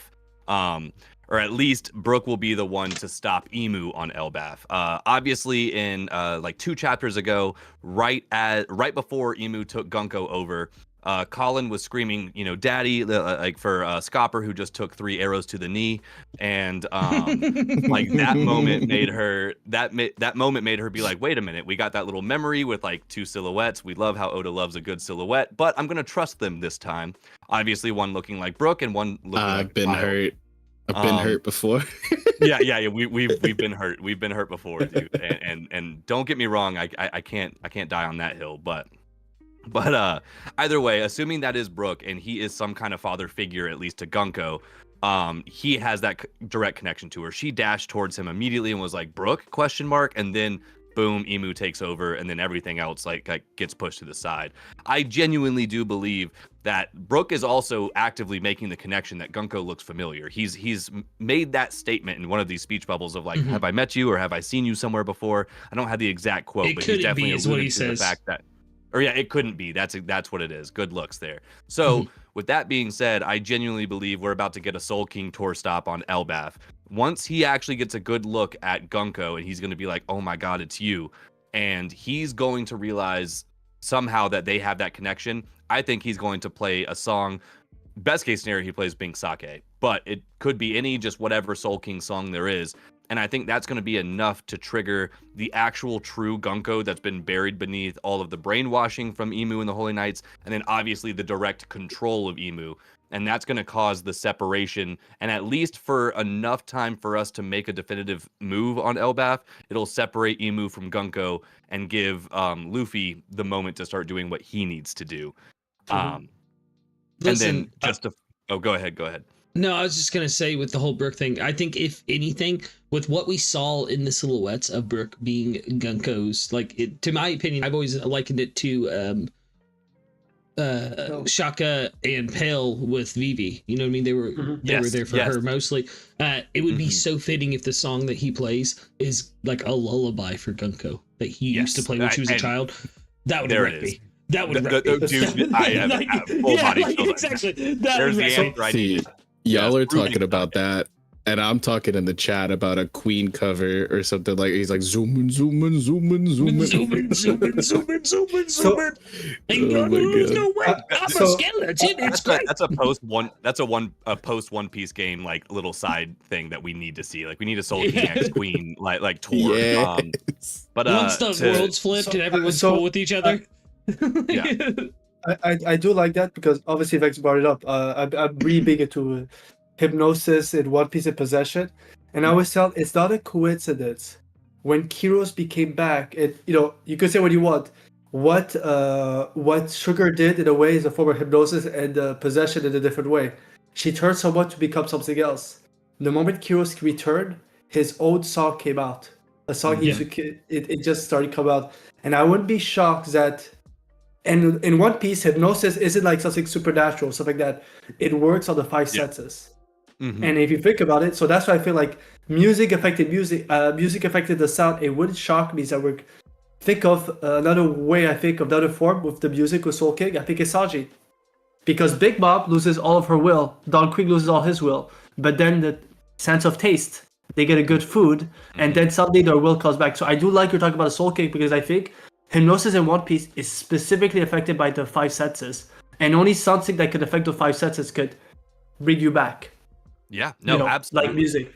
So I do like the Soul Cake stuff, because that's fire. Yeah, no, I love that addition to that too. To continue this theory, the way we're gonna flip the rest of the giants is gonna be the same concept, but through Luffy. So when Luffy goes Gear 5, obviously the drums of liberation play. So we're right back on music, right? So Luffy, inherently his heartbeat and everything, like people can hear the drums from like a relatively large distance away. But regardless, once Luffy actually pops up on like the mid-level world where everything's going down right now and goes Gear 5, all the giants inherently worship Nika. That is their entire like base religion. Whether the giants think that he's, you know, a god of destruction, laughter, liberation, whatever, they do worship what they think is Nika. And when they see and hear Luffy not only putting out the drums of liberation, but in the Nika pose, being Nika, being the sun god that they've worshipped, that's gonna be their connection back. You know, like even though you're in the abyss, if you give, I think the key to this and the key to flipping people is to give them a connection to their humanity. And I believe that the giants look like my whole thing with this is we need to bring humanity back to Elbaf, and we're going to do it through music, because music is an inherently human thing. All cultures across all parts of the world always have some kind of music or sonic thing that they do within their rituals and their community gatherings. Dude, the giants hearing the drums of liberation is going to flip them back. It's going to bring them back to like, wait a minute, no, like this is my savior, this is my god, this is the person I've worshipped. That's going to bring them back and turn them back into white. What if it's one and the same? What if the moment is one and the same? Real quick, Cube. What if Brook playing is in time with the drums of liberation? Because we saw Brook in Fishman Island. He was the first one we see do the Nika pose across the moon. Then we saw that frame reflected immediately, or when Luffy went Gear 5 and jumped across the moon. They both hit that same pose. Yeah, so that means whenever to me the Rumbar that pirates are dropping like flies, and he says we can't just leave the accompaniment. What if that was the drums all along, and they've just been the only piece still standing, and then he comes in to complete the rest of it? You know? Yeah, exactly. And absolutely. One second. Let me finish this real fast. It makes me think that Brook may be the first Straw Hat. If Luffy does start spreading his Nika-ness to everything, Brook may be the first Straw Hat to get it. Because also we saw when Luffy gets an afro, he becomes more powerful. Luffy, there's the afro. Afros are power. Afro Luffy. Exactly. You were talking about how, you know, you think music like drums of liberation are going to be connected in flipping people. Do you know that there's one song in One Piece, and I don't think it's a song, it's actually Luffy's heartbeat, but we think it's a song, that it starts with Luffy doing the first step, and it stops when Luffy stops doing his first step. Whenever Luffy does his overtaken, and he walks to Arlong Park, if you actually look at it, and I've always summarized this, it's not an OSC that we can hear, it's actually Luffy's heartbeat, because he's going to it, and every time after that song happens, what happens in the story, it flips. The enemies become the oppressors become the victims, and they get defeated. I do like you're talking about how music with Luffy drums of liberation, but also overtaken, is a call to the flipping. Well, exactly, and that's just like a way of him changing the wills of the people around him by simply existing around them. Yeah, and you know who else on the Straw Hat fits into this musical motif that's having a very big part in Elbaf right now? Who's that? Frankie. Frankie is a known musician. He plays guitar when he is depressed. And his name, Cutty Flam, is, and I said this in a theory video before, is 2 types of drumming. Oh, you're so right. You're so right. Playing Cutty is a style of jazz drumming, and hitting the flam is another style of drumming, or something like that. I can't remember exactly how flam, but they're both styles of drumming. Is an instrument. Yeah. or is the thing to hit. Yeah, exactly. It's percussive. Yeah, exactly. It's really interesting, and I think that those are the three key players here, right? And I hate to say that, but Frankie is on his way. Luffy is on his way. Once those three pieces come together, that's how we'll figure out how to defeat Imu. I don't know how Frankie will play in just yet, but I think he will be integral to this. They will surely meet if all three of them coming back together. I can add a fourth one. Go ahead. He might not be a musician, but he's always the one to find an excuse to dance. And I've said this: the way he runs pre-time skip and sometimes he dances, it looks just like Nika's movement. Usopp. And Skypiea, his dance looks like the Nika dance. And when he's running in Arlong Park, being chased by Shu, look at his leg movement. It looks like Roger running or Kuma running. The way he flexes things. So I wouldn't be shocked. And Usopp is always the one. Once there's a tune, he's the first one to dance with Luffy. Yeah. They're the only ones ready to boogie. He's the hype man. Yeah. So I can see the four of them obviously being connected with the whole, song aspect. He'll be the vocals of it. You know what I mean? Well, I think if you really want to look at it, you could create an entire band out of the personalities of the entire Straw Hats. Like you could look at what each person like does and like how they could all participate in it, even down to like really reaching like someone like Robin is the one giving us the story to write about, right? So when you think of a song and you need an actual storyline for it, you can just simply, all right, so Robin gives us the story and the lore. Like every person kind of just has like a crucial like place to play in the band. She's the lyricist. Yeah, she's the lyricist. Nami's the special effects. Idea, so I can't do it all. Yeah. No, dude, seriously, like think about it. Her and Usopp doing the stage work and stuff like that, and being hype men. That makes sense. 100%. Chopper being a hype man for sure, or he's the he's the falsettos. He's got the high voice. I feel like Nami would be the conductor because Luffy can't be. Rubber is a poor conductor, right? That is true. Yep. So there was something actually, because you're talking about music and all of that, and you bring up Nami, and it's after One Piece Red, it made me think of that. And it's so Nami has this weird connection to weather, right? But I've always said that it almost feels like she can hear the weather, Pocahontas style. Many times when she's predicting stuff, she feels something's weird. And I find very interesting that the Uta storyline with her kingdom is very similar to what they said about Oko Kingdom, how Nami was found. Yep. And I've wondered if it's a bit like Shiroshi, who's always been born with the ability to hear things, so for her it's normal, right? I said, what if Nami actually hears the weather as music, as tune? Yeah, I could. Because this could explain if every weather phenomena has its own tune. This could explain how Nami knows the moment that tune is played, when she hears it, she knows exactly weather phenomena, because that's what Vivi said in the Grand Line, in her monologue. She said, not only is she able to predict while she's half collapsed, she knows the exact weather phenomena with no prep time. How can she do that? Remember when they rolled up to the Grand Line, or the Red Line, for the first time, what she said? The climates, it's like 15 islands have just been stitched together. She could feel all of the different climates of the Red Line at once. Yeah. Everything. That's a really good connection there. Yeah, and we saw with Vivi as well a connection to the weather. She summoned rain. Yeah. Yes. And in Lockdown, this is very important. So we know it's possible. We still don't know how dragged it is. It hockey like Vex would like it to be, or like most people think it's his wind abilities, Logia.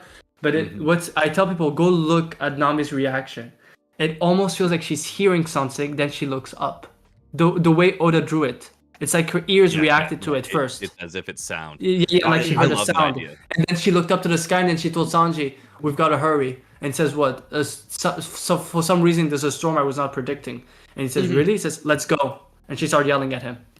That's interesting. So I do like you bringing music in the whole equation with everything. It could be interesting, Well, I think one way or another, you just can't deny that music is going to be crucial in this. Whether the theory that I presented is the exact way it happens or not, who knows? But like, music just has to play one of the biggest roles in this story. Yeah.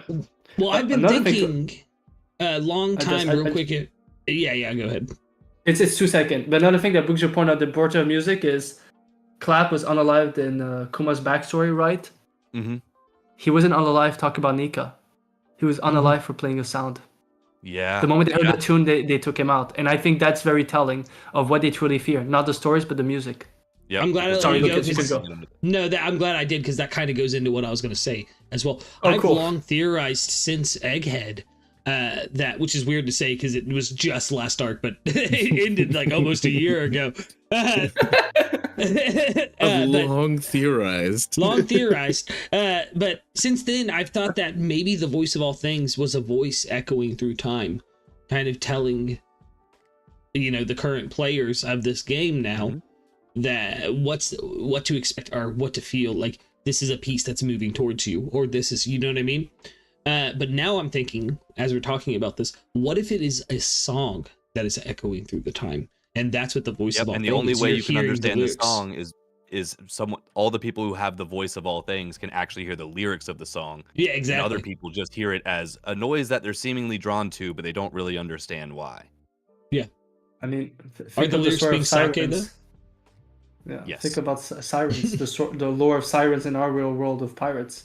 When do pirates hear sirens? When they're lost and they hear a song that attracts them, but it brings to their demise. What if it's like similar to that? It's a song voices of the people of, I always like the voices of the unheard. You're hearing them as in a tune. Yeah, so I do like that, Lucas. I love it's the voices crying out from the void. Well, and then, dude, if we take a spin on another theory that like the video that's actually been doing good for me on YouTube recently was me diving into the UMI'S side of the emu. And I'm sure you guys have heard about it. If you haven't, but an UMI'S is a mythological sea creature that sinks ships and pulls them to the bottom of the ocean. And honestly, most of the drawings are just like a big, dark, shadowy demon kind of figure, so it kind of works well. But like talking about what Kube was just talking about with the sirens, Emu could be the siren singing the, let's call it the bad song that brings you down to the abyss, while Luffy and his drums of liberation are the song that leads you to light and leads you to positivity. So like with Emu being that thing of just like bringing everybody to the darkness, Emu is like at least a representation of the sirens that everyone's worried about. Ooh, I like that. I like that a lot. It makes me wonder if the voice of all things is also a warning about Emu as well. It's a voice echoing from the past to tell the future, like, hey, what's going on? Without a doubt. Without I a doubt. do think so.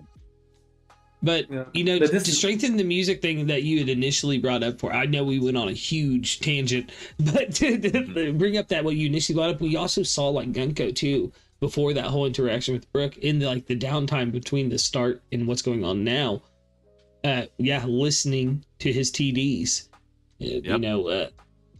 listening to New World specifically.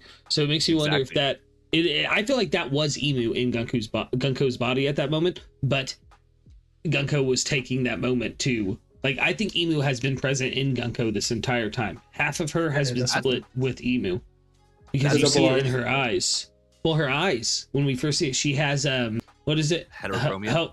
Heterochromia, and one of them is concentric circles. I was gonna say something else entirely. I was for the bit. I was. Let you go. My bad. No, it's okay. No, it's okay. But yeah, like we saw that, and then when Emu took over Gunko's body completely, obviously becoming a Monko, the eyes changed, and I think that maybe that's Gunko's way of fighting back against it, even if it's not consciously, like subconsciously, somewhere deep inside her is listening to that song, remembering Brook, and I think that song is the connection to her humanity.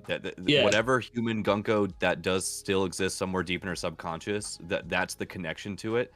And see, I'm not sure if I can agree on like Emu constantly being in control. I won't deny that Emu's probably always tapped in to some degree, kind of like the way the Rinnegan works with every person with a Rinnegan.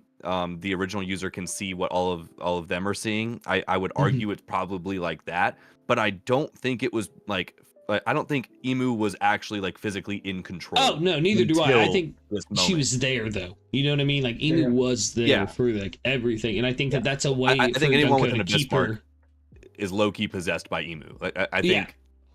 I kind of feel like these like these abyss marks kind of work like the way Horcruxes do in Harry Potter. Where, like it's splitting up their soul and giving as well. each one of these people. It's allowing yourself to become a vessel. Like you're not maybe the active vessel or thrall currently, but you could be. You're allowing yourself to you are a glove in which this person can just like insert their influence without a doubt as they choose. I'm glad you didn't say insert your hand. Like no, that's I ain't going that way. But like I think that the exertion of influence might have its prerequisites, like we were saying, is like you have to follow these maybe ritual aspects.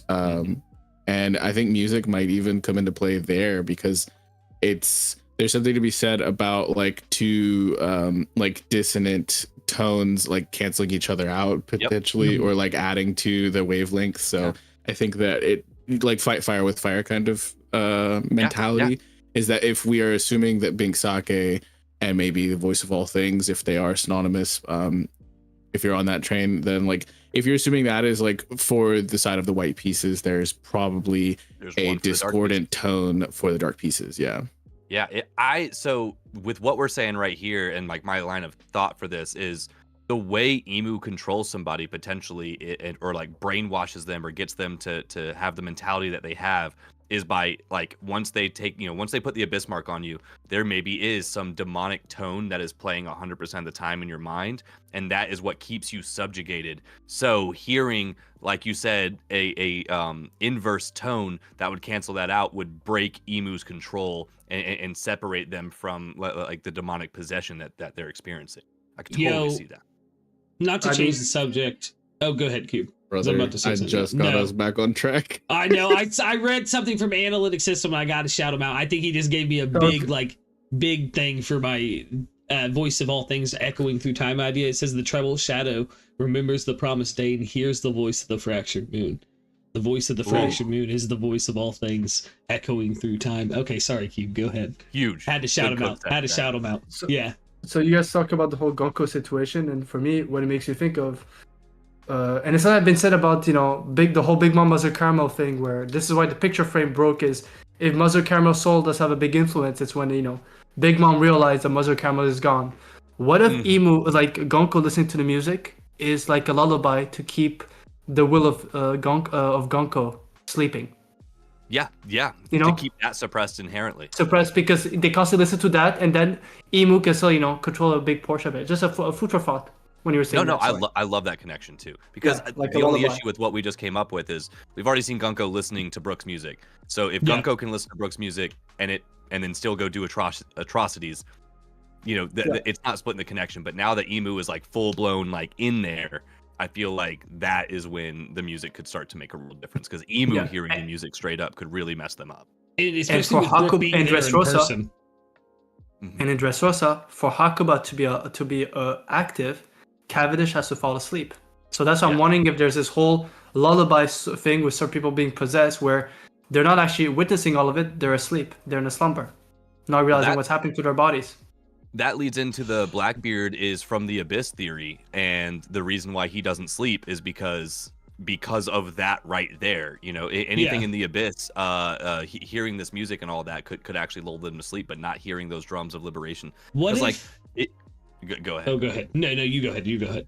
I think that's pretty much it. I mean, this was just like a quick like fleeting idea with that, because I've heard like the Blackbeard being from the Abyss, and like I have a whole Blackbeard theory actually on the way on a YouTube video. I was hoping to have it out today, but it is what it is. But me and my homie Mel, shout out Mel, she's been coming up with this theory on how Blackbeard is actually stealing devil fruits and stuff like that, and it all obviously connects with why he doesn't sleep and things. All these little tidbits of information. But just to tap on that bit right there, there's probably a lack of sleep within the Abyss because if you sleep, you dream. That's where dreams come from, is inherently, sleeping or whatever. So the Abyss, either if you fall asleep, you'll probably only have nightmares in the Abyss as opposed to dreams. So that is why someone from the Abyss may not ever sleep.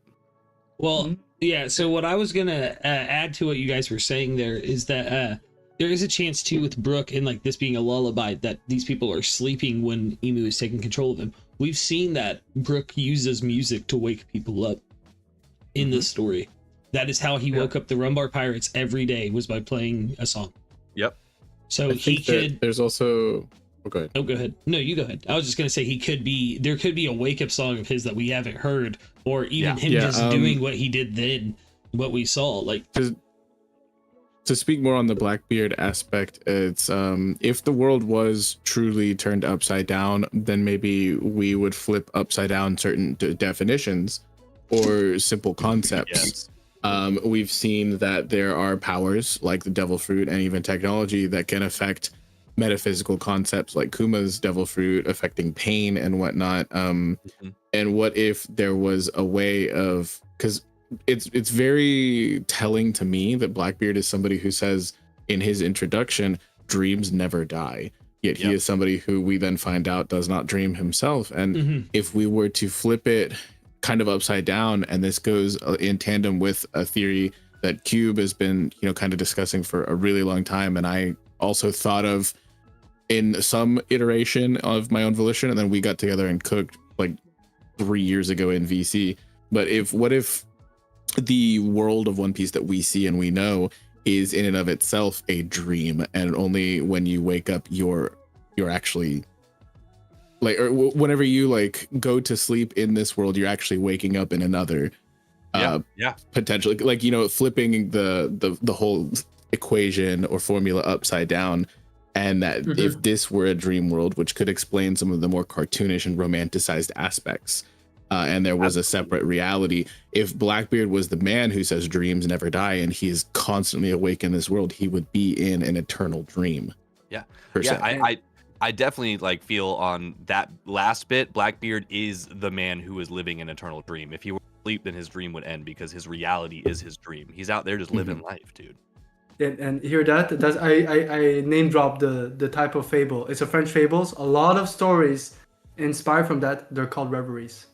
Yeah, reveries. Which is interesting of everything. So I could see what you're talking about and what we're talking about, something to that thing. And then you think about it, the power system as well. It all seems like dream related or nightmare related. Oh, absolutely. So so it could be a. So it's like actually I was gonna say that before, but food for thought. If you think about it, with your whole music thing, I've said this. One of the most powerful devil fruit, people think it's like Whitebeard's fruit, right? The vibration fruit. If you actually think about it, I've said this. Every time he uses his fruit, there's a musical sound, right? Always a musical sound, cracking There's sound. A tone that hits, yeah. And the way he moves his finger, I said it almost looks like a guitarist, like he's playing the guitar. Interesting. I thought you were about to spit about Scratchman Apu being top of the verse. I did too. I was worried. I was so worried. Where are you going with this, brother? No. Someone mentioned that in chat. Like Apu just got a huge upscale. Nah, F that guy. So funny. Like, what if Whitebeard's vibration fruit isn't vibration made from earthquakes, but vibration from a guitar? Dude, it absolutely could be. It's like he's plucking the strings of reality, and then that just jumps into like string theory kind of like stuff. But like you could see that, let's just get violently deep really quick. But like the whole point is all of this is breaking reality. Like all these things break reality. Every single one of these. Oh, there it is. Let's get it, Luke. Let's get it. And if you think about it, the thing I was gonna add, and you think about Whitebeard's fruit, and if there's a musical component to the Whitebeard's fruit, so in a way, Oda is telling us that in this world, music breaks a fourth wall. When you think of how it cracks the air, almost like the world itself is being break apart by music. Well, so that's why. Correct me if I'm wrong, but I don't think we have ever, and I don't know if this is, I'm not saying anything about a lack of representation or anything, but like, have we ever seen a character who was deaf? I was just thinking the same thing. We have not. Nope. We have not. So if they weren't able to hear, maybe they can't enter the dream world. You know what I mean? Or per se, or something like that. So the only reason I would kick back on that is music is a feeling before it's something you hear. You can feel music as well. That's why the drums of liberation are so important. That's why deaf people love going to concerts. Exactly. Yeah. No, exactly. Yeah, you could feel the resonant like vibrations and whatnot, but I think that there is also something to be said about like the intent behind it. I mean, so it does go deeper than that, but I just haven't. I don't think we've seen any or heard like I don't think in the whole story we've had anyone who's deaf, which is interesting. Yeah, we've had virtually every possible walk of life and ailment, and that is not something that we've seen at all.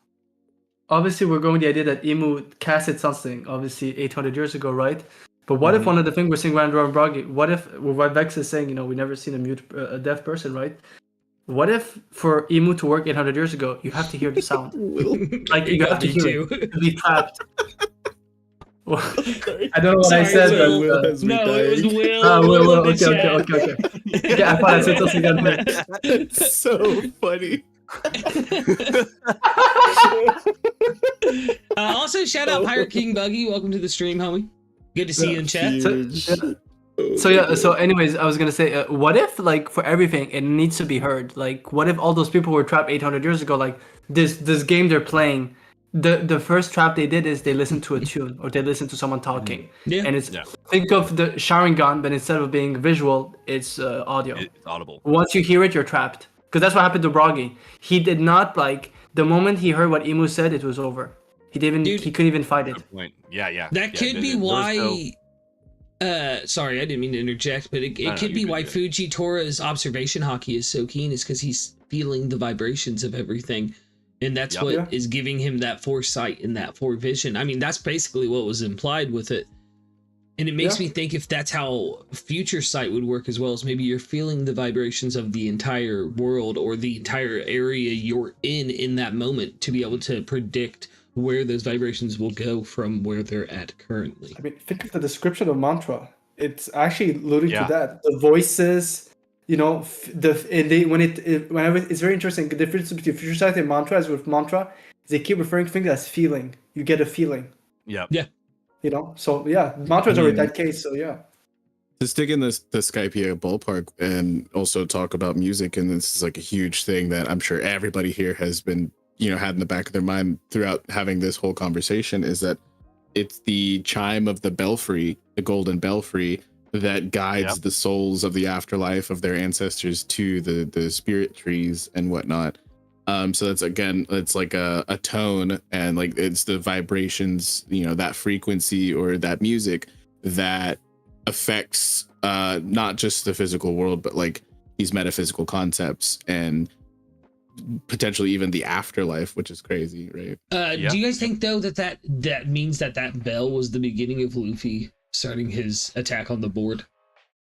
Like we've been talking about the go concept. What was the beginning of Luffy beginning his attack on the board? Is that what you said? Yeah, like think about it, because everything up to then is kind of it's the first flip.